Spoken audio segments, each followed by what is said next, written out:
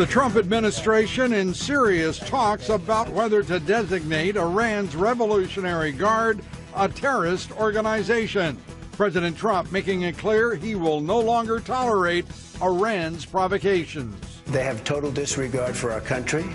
They are the #1 terrorist state. They're sending money all over the place and weapons, and can't do that. We take up such a move and its repercussions with Ambassador John Bolton. Also tonight, the Ninth Circuit Court of Appeals weighing the fate of President Trump's executive order calling for extreme vetting. The president says the order is straightforward, only common sense. You could be a lawyer, or you don't have to be a lawyer. If you were a good student in high school or a bad student in high school, you can understand this. We'll discuss the appeals process, the fate of the order, and America's leftist judiciary with attorneys Josh Blackman and David Rifkin. And another big win for our economy. We've been working on this factory for several years. We've held off actually doing this investment until now. Intel is a corporate friend of President Trump's and America, but there are corporate detractors as well. We'll call a few of them out here tonight. Good evening, everybody. We begin tonight with breaking news out of Iran. A U.S. official telling Fox News Iran has launched a short-range surface-to-air missile just about 12 hours ago. The Mersad missile launched from Semnan, Iran, the same launch pad where Iran conducted a ballistic missile test on January 29th.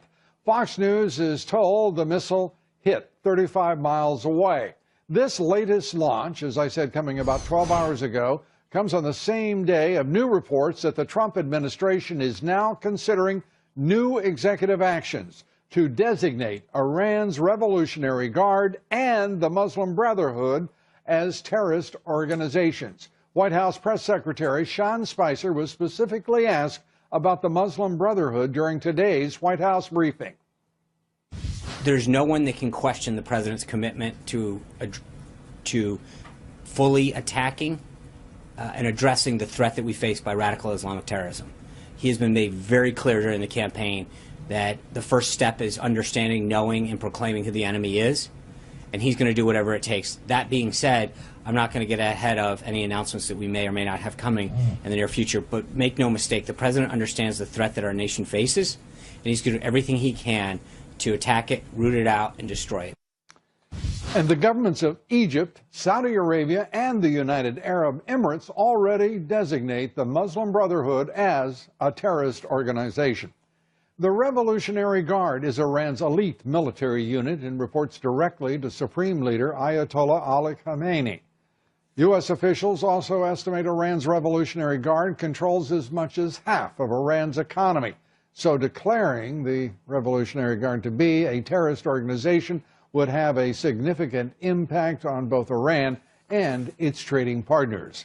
And new concerns tonight as U.S. officials tell Fox News that Russia has delivered its largest shipment to date of missiles to Syria.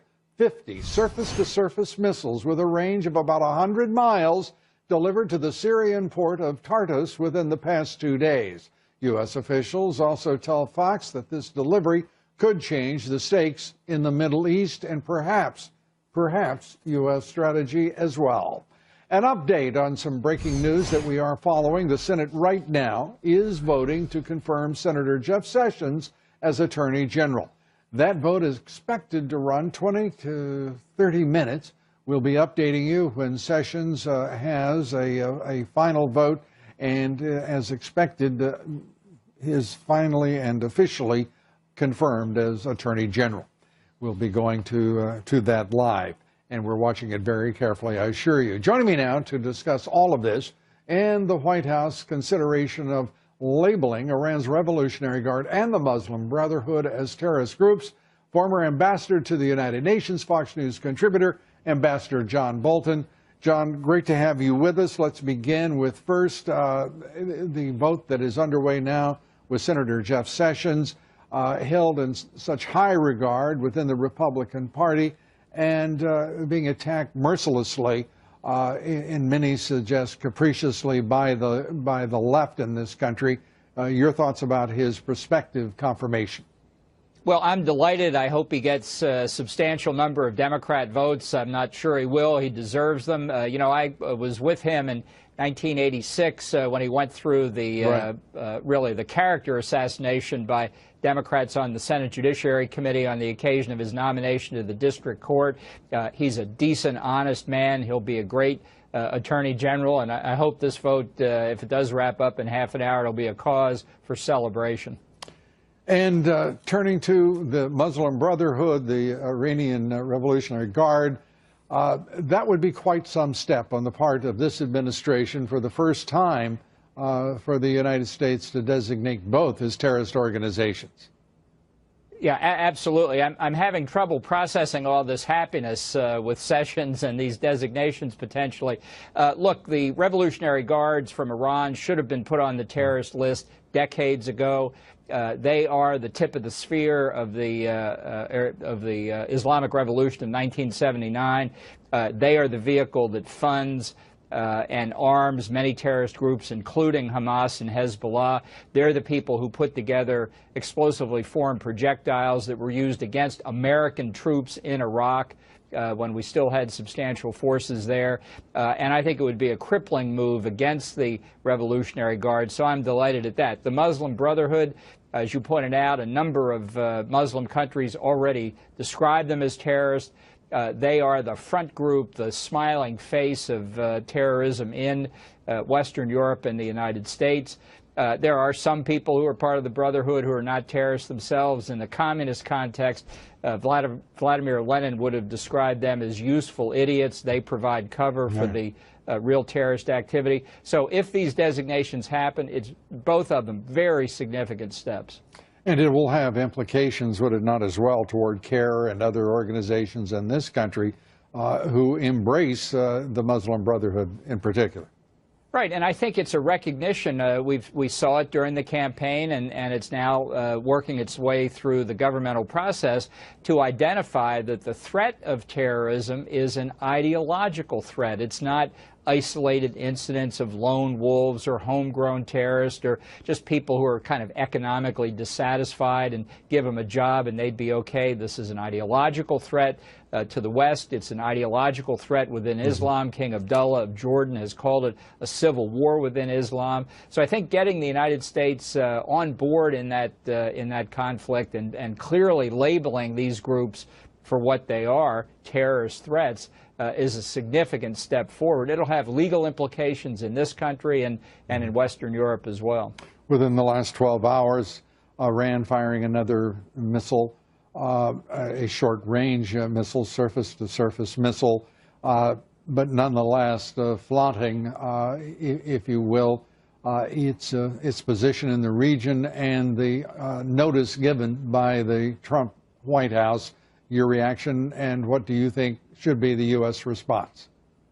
Well, I think one response would be to designate the Revolutionary Guards Corps as a terrorist organization. Right. But I think there's no doubt that Iran is testing the new administration. I do think they understand this is not Barack Obama, but they still want to see how far they can go. And the Russians are doing the same thing. The report that you mentioned about Russian missiles coming into Syria through Tartus, that's a Russian naval facility.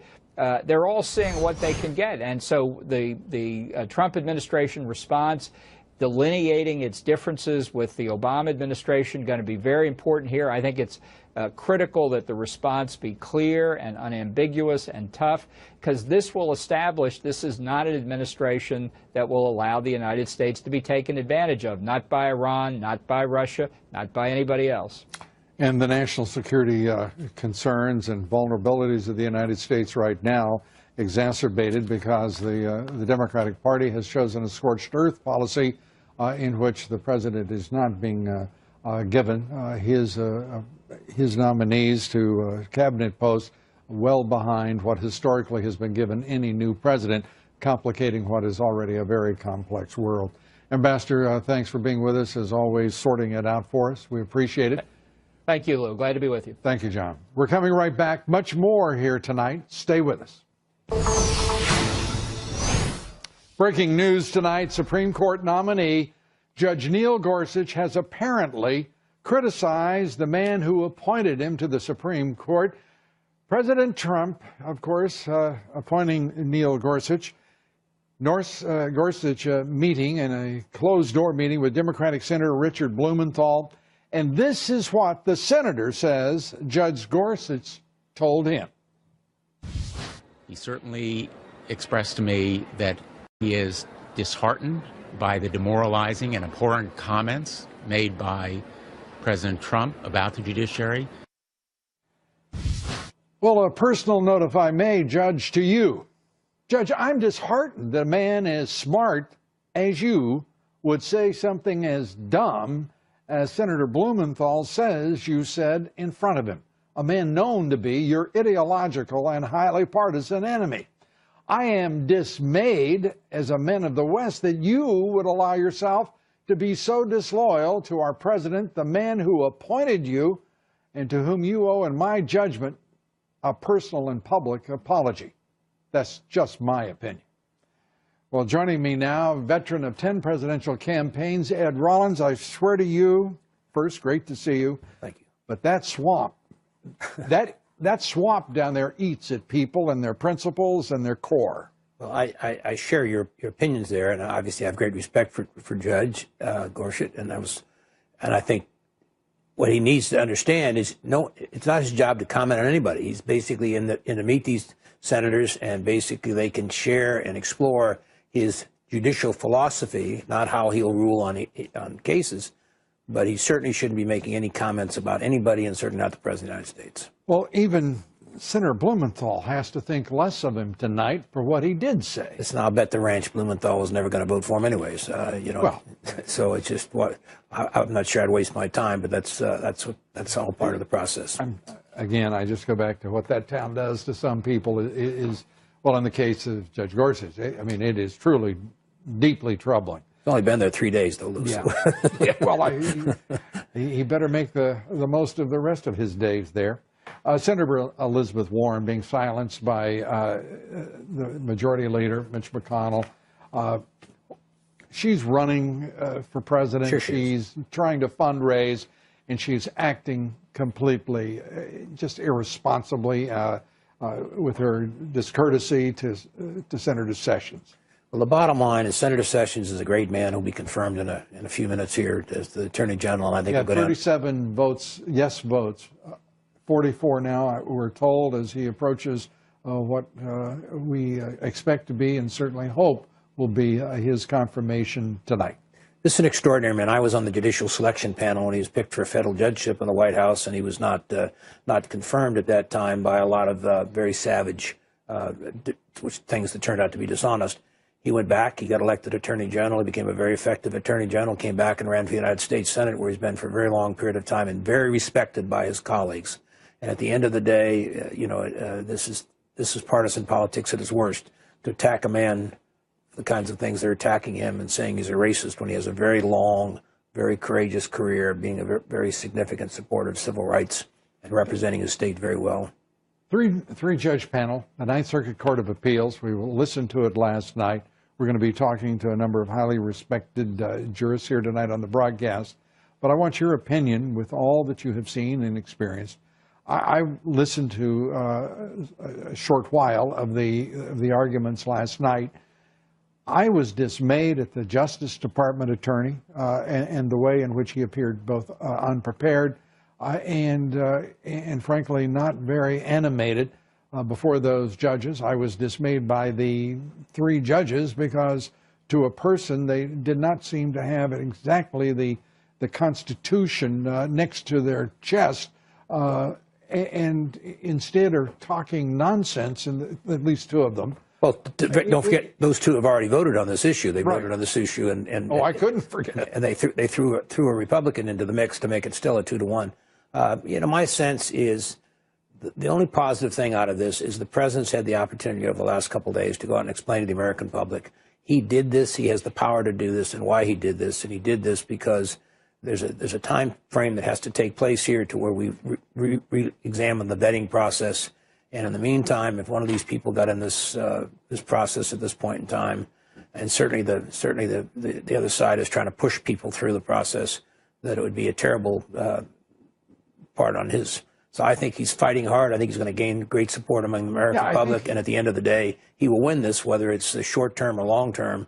But in the short term, hopefully we don't get any Senator terrorists. Jeff Sessions has just been confirmed by the U.S. Senate as our next Attorney General. The vote hitting 51 just as I began relaying this to you. 51 votes, and that is a very important vote and a very important man to be in the role of Attorney General in the Trump administration. Also one of the first supporters of President Trump, and someone who guided very effectively a lot of the policies early on, and certainly told him where all the mistakes that have been going on for the last 8 years in the Justice Department were. And I think will be a great leader of that department, which needs a great shakeup. Yeah, and this is a man who, as a senator, I've known throughout his career to be a man who doesn't take shortcuts. He stands on his principles. He's not swayed by politics or expediency at any point. A remarkable man, in my opinion. Ed Rollins, great to have you with us. Speaking of remarkable men, thank you, sir. My pleasure. And be sure to vote in our poll tonight. Do you believe the fate of the nation now depends largely on how quickly President Trump can start moving conservative judges into what is a judicial system dominated by left-wing jurists? Cast your vote on Twitter at Lou Dobbs. Follow me on Twitter at Lou Dobbs. Like me on Facebook. Follow me on Instagram at Lou Dobbs Tonight. And on Wall Street, stocks closing mixed. The Dow down 40 points, the S&P up 2. The Nasdaq rose 8. It's at a new record high. Volume on the big board, 3.6 billion shares. And before you listen to any of those negative, naysaying nincompoops in the business press who say that this is about something called concern over Trump policies, well, remember, $2.1 trillion added to the market just since he was elected. Listen to my reports 3 times a day, coast to coast, on the Salem Radio Network. Up next, Republican senators say Democratic obstructionism has gone far too far. The Democrats are angry, and they're out of their minds. They're foaming at the mouth, practically. And really, you know, where their anger is directed, it's not at Republicans. Their anger is directed at the American people. The Democrats' delay, the subject of my commentary here next. Stay with us. We're coming right back.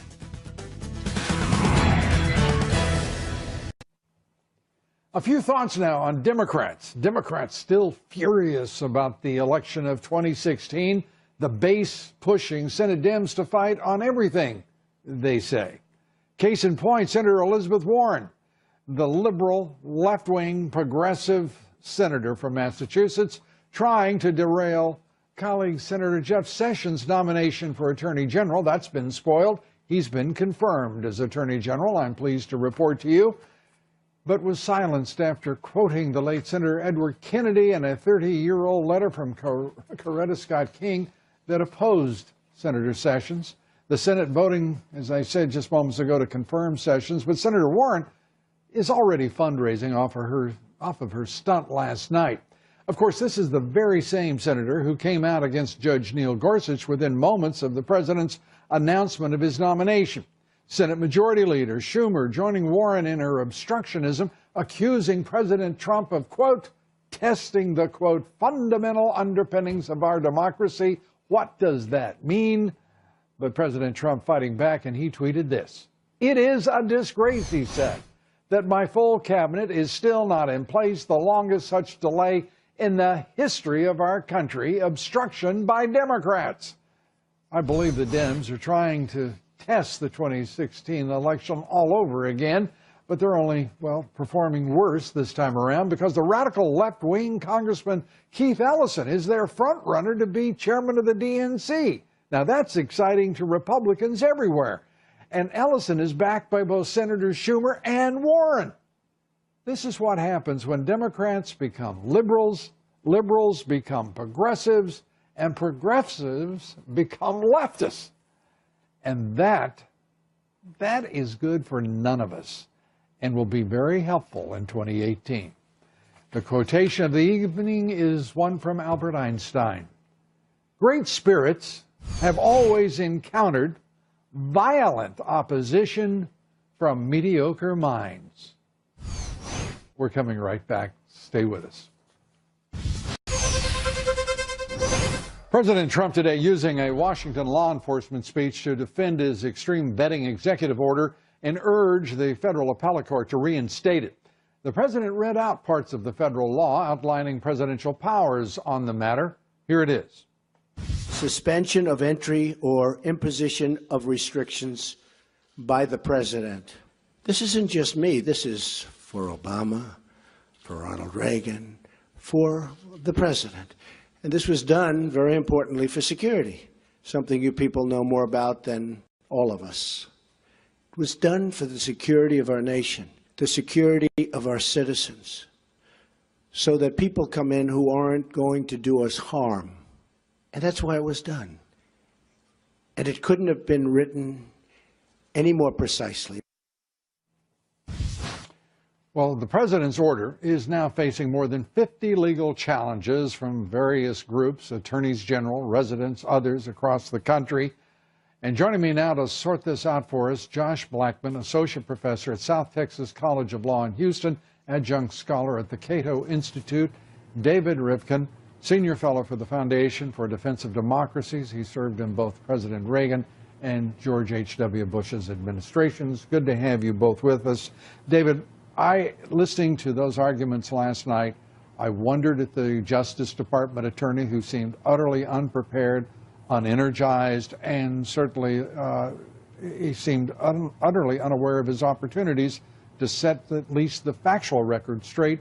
Your impression of the performance of the attorneys and the appellate judges? Well, I would hate, Lou, to criticize in our counsel.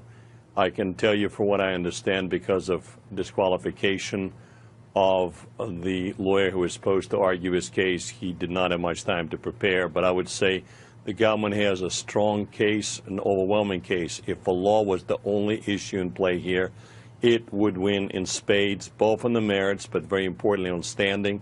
It's my favorite issue. I would say that all three branches of government in our system have constitutional limitations.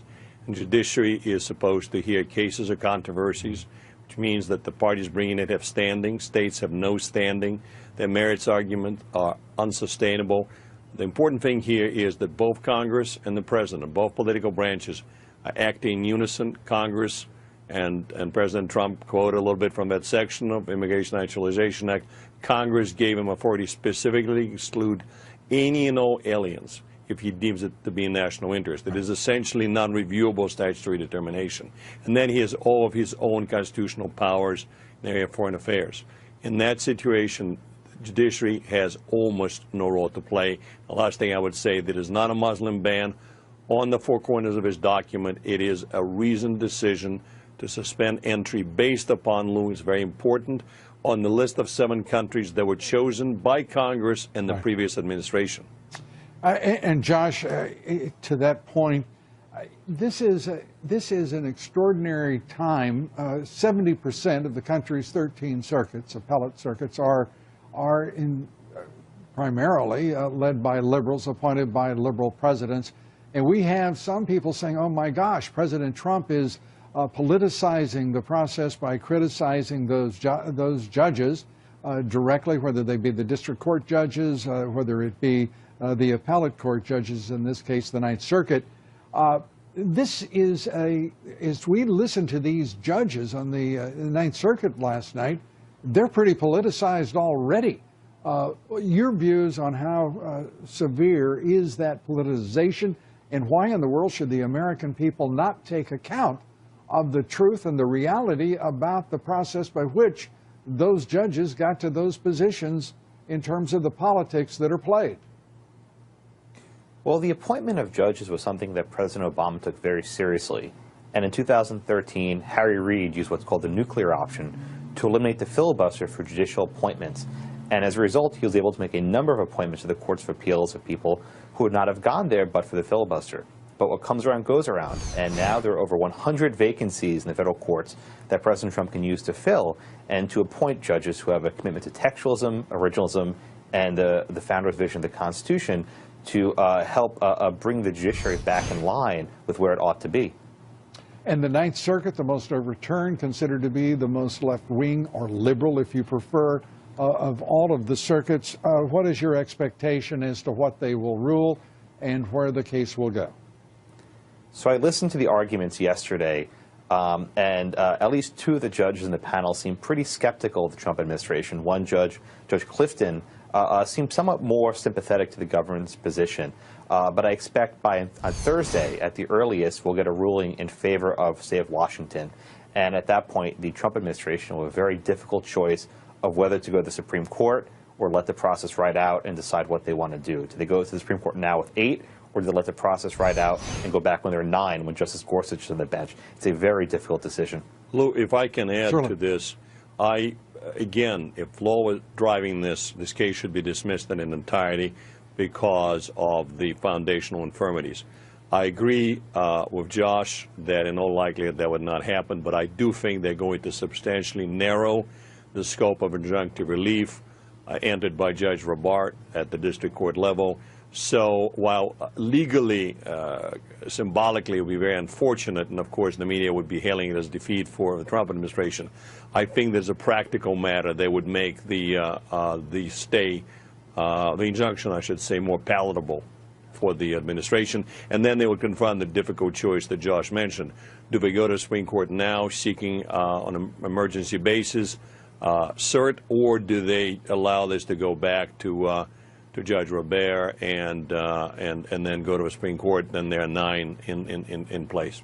There is a sense, I think, even amongst left-wing media in this country, that the court the district court in Washington, the Western Washington district, has gone well beyond what he should have done on this, based on the constitutional, as you pointed out, David, the foundation for this ruling is basically non-existent, and the language very clear in the statute. So perhaps, what is the recourse for the administration? The president appears to be winning in the public court of opinion, at least. What should be the politics here? Josh, you first. Well, I think the problem with Judge Robart's decision is that there was no analysis. He issued a momentous nationwide injunction that stopped a massive policy with literally 2 paragraphs. And if you read those 2 paragraphs, there's absolutely no reason why. Does this violate the Establishment Clause? Does this violate the Due Process Clause? Does this violate the Equal Protection Clause? We have no idea. And if the judge had taken an hour with his law clerk to sit down and actually write an opinion, then I can criticize it. But I have no idea what the opinion actually was. And that was really an embarrassment and a shame that the court didn't explain its reasoning. David, you get the last quick word. Yes, and as a practicing lawyer, I'm reluctant to criticize judges, but I would say it is an awful decision. I've never seen a decision like this. By the way, the judge also did not point out why, despite the clear Supreme Court precedent, the state of Washington has standing. I think the Ninth Circuit is going to clean it up. I actually thought that the judges on the panel understood what's going on here, so I'm cautiously optimistic. All right. Attorneys David Rifkin, Josh Blackman, both of you, thanks so much for being with us. We appreciate it. Thank you. Britain's House of Commons today approving a bill authorizing the beginning of exit talks officially with the European Union. Pro-European Union lawmakers this week failed to pass amendments granting Parliament a bigger role in the process. The legislation now goes to the House of Lords before it becomes law, but Brexit, here we come. And British Prime Minister Theresa May has vowed to trigger Article 50 of the Lisbon Treaty, the legal mechanism that begins the withdrawal of the UK from the European Union by the end of March. Joining me now, the man who started it all and made it all possible, the former leader of the UK Independence Party, Nigel Farage, also a Fox News contributor. And Nigel, great to have you with us. And first of all, congratulations to you. An extraordinary moment in UK history. Do you know, I never thought I'd live to see the day when the House of Commons, by an overwhelming majority, passed a piece of legislation enabling the Prime Minister to get my country out of this failing political union. I was a voice crying in the wilderness for years. In fact, many said I might become the patron saint of lost causes. And tonight, it's in law. We're leaving the European Union. We're going to get our independence back. I could not be happier. Well, you and millions of your countrymen, it is a remarkable period. I do want to turn, however, to a few strains in the relationship. Theresa May with President Trump, they were hand in hand. They seem so united on creating an even greater, more special relationship between the two countries. And then your prime minister saying that, that the president's ban and extreme vetting executive order was divisive and wrong. She did so in the UK, had nothing to do with anything pertinent or relevant to her or the UK. An extraordinarily, well, let's say, unfortunate remark on her part. You really must not underestimate the fact that virtually the entire media and almost everybody in politics, with fewer than a handful of exceptions, including me, are opposed to Trump, appear to hate Trump, are demonizing Trump in the most astonishing way. And I think what Theresa May was doing here was bowing to the tide of political correctness to avoid having a fight. And when you really look at it, what? I'm sorry? You know, well, I'm saying that there is this tide, and she's going with political correctness by making these comments. And people look at what Trump's done, analyze it properly, you know, realize that, I mean, the idea that we'd stop Trump coming to Britain, we don't need to let him speak. We don't need defense about this. Your prime minister also, in a fundraiser, made fun of Donald Trump's hands. She wants to play the role of Margaret Thatcher, and she's acting the fool. Let's be honest. And it's also an extraordinarily, I would say without question, un-prime ministerial of her to do so. Yeah, it's funny, isn't it? This trend that we have. It's not a bit funny. It's not a bit funny. It may be ludicrous, but it's not a bit funny. All right, I buy in. It's ludicrous.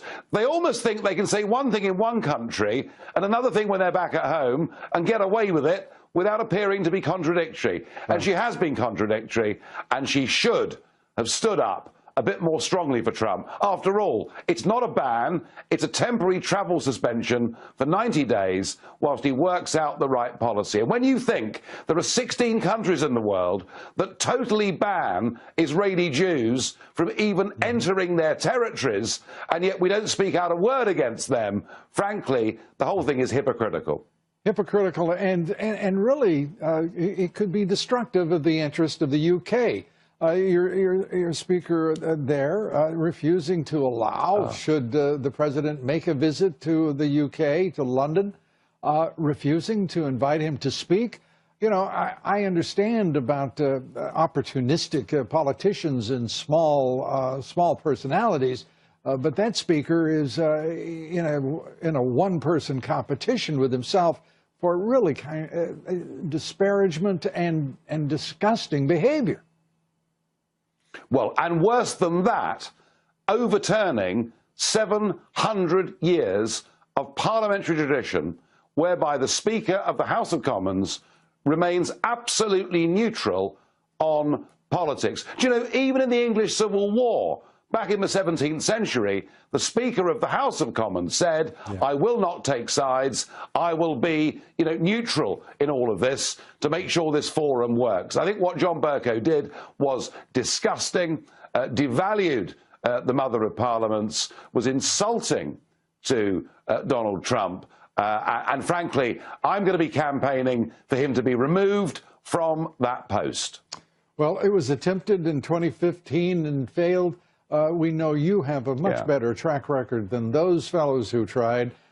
We wish you luck in that as well. Nigel, good to have you with us here tonight. Nigel Farage. Nigel Farage.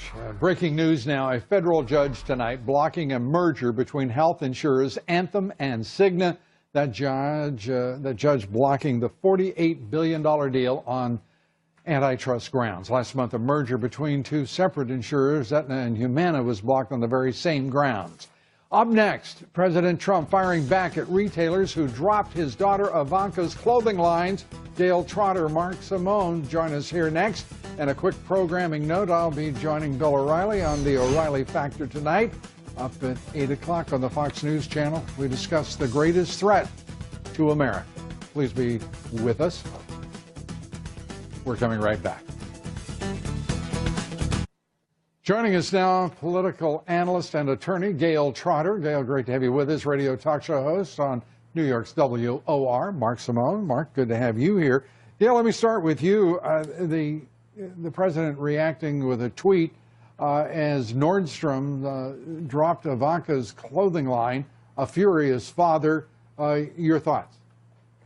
Right. Well, Nordstrom has joined the list of retailers that have decided to engage in virtue signaling, and they've taken the easier path of deciding to dump this product line and avoid the punitive actions of Trump's opponents. But Trump supporters can respond in kind. They can take account of which retailers are doing this, and they can decide who they're going to support. And we call that capitalism, because they can decide with their wallet who they're going to support. Mark, a boycott?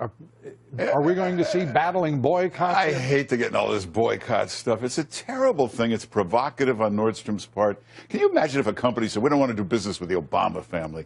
It's a horrible thing to do. I don't buy that argument about it wasn't selling as well, so you cut down the order a little. It's just terrible, and we can't start boycotting each other, and it leads to It's already chaos. Grab your wallet, hashtag grab your wallet. Well, I'm boycotting the boycott. Okay, well, you know what? That's also American. Let's also turn to these fake news pieces that are running. The New York Times seems to have a few creative and inventive minds working for it. Your thoughts, Gail? Yes, they do. And the Trump administration has to keep pushing back against this. And there's no question that they are going to do that.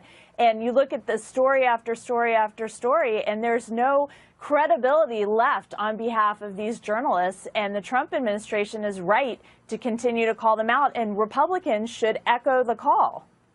Yeah, you know, they spend all night coming up with a hit piece. It's 2 pages long. Trump writes one sentence back, and they say, what kind of person would spend that kind of time on this? He responds to everything because he's detail-oriented, and he can handle all this. And the response takes 30 seconds. And the Bannon bathtub,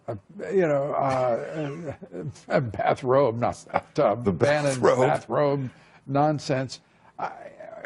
Where is this coming from? Well, they said on Twitter, I'm looking at Twitter, they said he actually does wear a bathrobe. He said he didn't. Here's 5 pictures of him wearing a bathrobe. Did anybody notice that he's 24 years old, 27 years old in these pictures? Listen, there's a lot of stories about Bannon, obviously coming from whoever doesn't like him in the White House. I don't want to mention any names, but that's what happens. One side leaks about the other group in the White House. Listen to you being bashful about naming names. Gail, how's your bashful quotient? You want to name names? Who do you think would be releasing stories like this to the press, leaking, as it were? Well, I wouldn't want to know their names, because I think that people should go after them and make sure that they are held to account for leaking confidential information about people who are trying to keep Americans safe. And you look at the media's full court press against the Trump administration. Just look at the cover picture of Bannon on Time magazine. It's disgraceful to put someone at such a high level of our government in a bad light on purpose. Yeah, it becomes rather obvious who the players are and who is playing which way with which news organizations, and all of this will come forward in time. Mark Simone, constrained as always, great to have you with us. Gail Trotter, cautious to a merit. Thanks for being with us. Our guests tomorrow will include Michelle Malk and Randy Evans and Mike Gallagher. Please be with us. Thanks for being with us tonight. Good night from New York.